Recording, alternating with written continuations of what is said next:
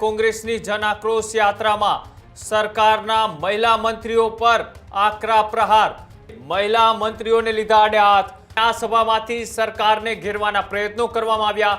લોકોને પડતી મુશ્કેલીઓ માટે વાચા આપણે આપી રહ્યા છે। યત્ર નાર્યસ્તુ પૂજ્યંતે તત્ર રમંતે દેવતા। ખાલી મોટા મોટા સૂત્રો ચૂંટાઈને આવ્યું છે, એના બદલે એના પતિઓ વહીવટ કરે છે। 32 વર્ષના તમારા શાસનને ફટ છે। મહિલા મંત્રીઓ ફક્ત મોંઘી સાડીઓ પહેરવા માટે મંત્રી બને છે।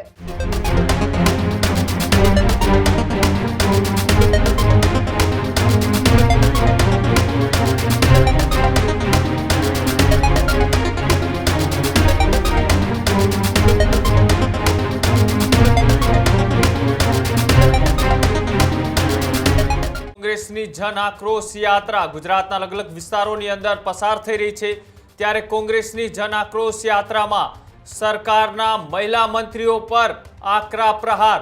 કોંગ્રેસ નેતા જેનીબેન ઠુમરે મહિલા મંત્રીઓને લીધા આડે હાથ। માત્ર મોંઘી સાડી પહેરવા માટે મંત્રી બન્યા છે, આવી વાત એ જેનીબેન ઠુમરે કરી। 20,000 કરતા મોંઘી સાડી પહેરીને ફરે છે મહિલા મંત્રી, આવી વાત એ જેની ઠુમરે કરી।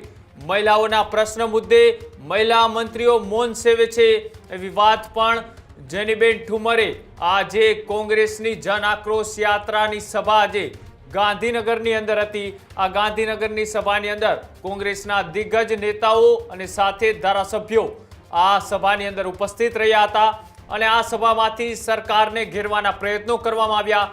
સરકાર પર આકરા પ્રહારો કરતા જેનીબેન ઠુમરે શું કહ્યું, આવો તે પણ જોઈએ। એ જ કર છે કે હથિયાર લઈને તમારા શાસનના કાંડાને પાયા કેમ હલાવી નાખવા, એ મહિલાઓમાં તાકાત છે। એટલે આપણે બધાએ આ જન આક્રોશ સભામાં માનનીય ગુજરાત પ્રદેશ કોંગ્રેસ સમિતિ દ્વારા આયોજિત વિવિધ પ્રદેશોમાંથી જન આક્રોશ યાત્રા, લોકોનો ગુસ્સો, લોકોના પ્રશ્નો અને લોકોની પીડા વેદના આ બધા જ ને વાચા 3 પ્રદેશો ઉત્તર ગુજરાત, મધ્ય ગુજરાત અને દક્ષિણ ગુજરાતમાંથી પસાર થઈને આ યાત્રા જ્યારે આખા ગુજરાતમાં હજી પણ થવા જઈ રહી છે, એના મધ્યે આજે વિધાનસભાનો પ્રથમ દિવસ છે અને જન આક્રોશ સભાનું આયોજન છે।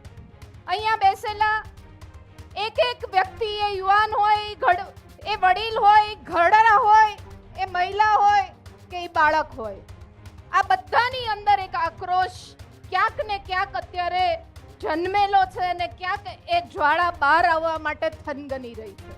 આ જ્વાળાને બહાર લાવવા માટે આ મંચસ્થ તમામ આગેવાનો, ગુજરાત પ્રદેશ કોંગ્રેસ સમિતિના પ્રમુખ માનનીય શ્રી અમિતભાઈ ચાવડા, અખિલ ભારતીય રાષ્ટ્રીય સમિતિના મહામંત્રી માનનીય મુકુલ વાસનિકજી કે જે ગુજરાતને સંગઠનને મજબૂત કરવા માટે લોકોને પડતી હાલાકીઓને દૂર કોંગ્રેસ પક્ષ કેવી રીતના કરી શકે એનું સંકલન કરવા માટે સતત માર્ગદર્શન આપી રહ્યા છે, એવા જ વિરોધ પક્ષના નેતા માનનીય તુષારભાઈ ચૌધરી, અખિલ ભારતીય રાષ્ટ્રીય કોંગ્રેસના 4 સેક્રેટરીશ્રીઓ, અહીંયા ઉપસ્થિત મંચસ્થ તમામ આગેવાનશ્રીઓ, જિલ્લા કોંગ્રેસ સમિતિના પ્રમુખશ્રીઓ અને દૂર પ્રદેશોમાંથી ગુજરાતના અનેક રાજ્યોમાં, ગુજરાતના અનેક જિલ્લાઓમાંથી પધારેલા આગેવાનોને હું 2 હાથ જોડીને વંદન કરું છું।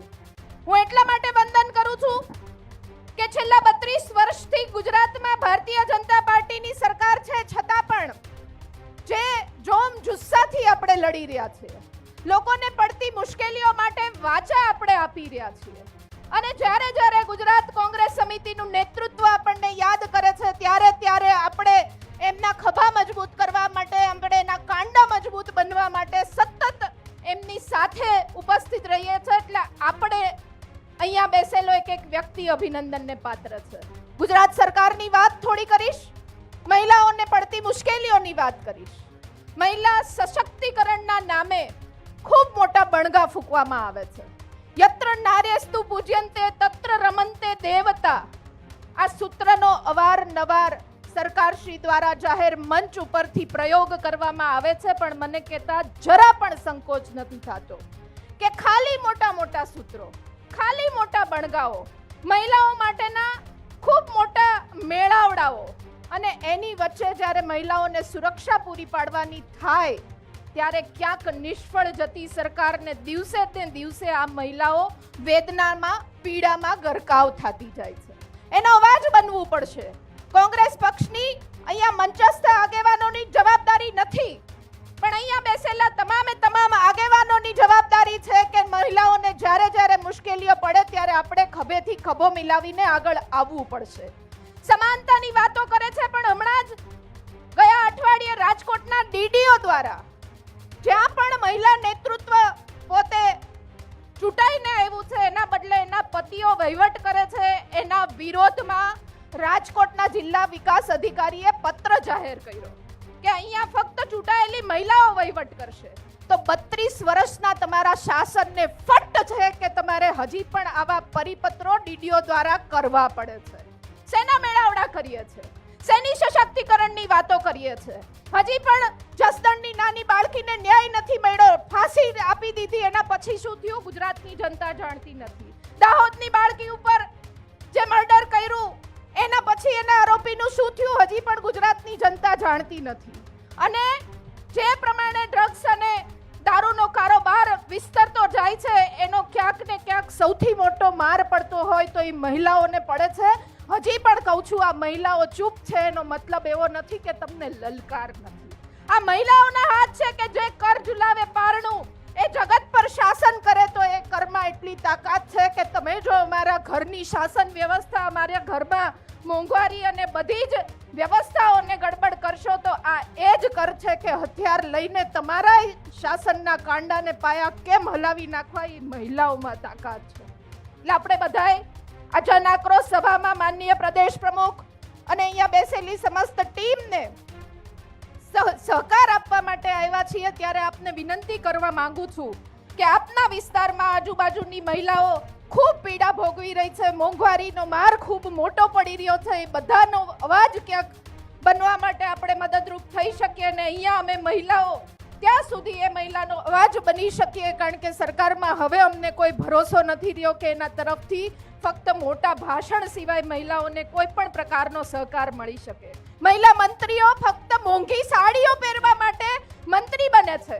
20,000 થી વધારે રૂપિયાની સાડી પહેરીને વિધાનસભામાં જવાનું, તૈયાર થઈને બેસવાનું, પણ મહિલાનો ક્યાંય પ્રશ્ન ઊભો થાય તો એ જ મહિલા મંત્રીએ મૌન ધારણ કરીને સરકારની વાહવાહી કરવાની આ એક ટ્રેડિશન બની ગઈ છે. એ ટ્રેડિશન કોંગ્રેસ તોડે પાર કરવાની છે, એમાં મને કોઈ શંકા નથી. આપ સૌનો ખૂબ હૃદયપૂર્વકનો ધન્યવાદ વ્યક્ત કરું છું કે આટલા કપરા સમયમાં કે જ્યાં સરકાર, મીડિયા કર્મી, અહીંયા બધા જ મીડિયાના મિત્રો પણ હાજર છે, એમાંથી પણ કોઈ જો સાચું બોલે તો એના પણ ક્યાંક હાથ દબાવવાના, કાંડા દબાવવાના, એને ક્યાંક ભયભીત કરવાના પ્રયત્ન કરતી હોય તો આપણને તો ક્યાંય મૂકે નહીં. છતાં પણ આપણે અડીખમ ઊભા છીએ, હજી પણ ઊભા રહેશું અને ગમે એવી 32 વર્ષથી શાસન હોય, 30 વર્ષથી શાસન હોય, અમે સક્ષમ છીએ કે તમારા પાયા હલાવી નહીં, તોડી મળી ઉખેડી નાખશું, એમાં કોઈ શંકા નથી. આપ સૌનો ખૂબ હૃદયપૂર્વકનો ધન્યવાદ. જય જય ગરવી ગુજરાત.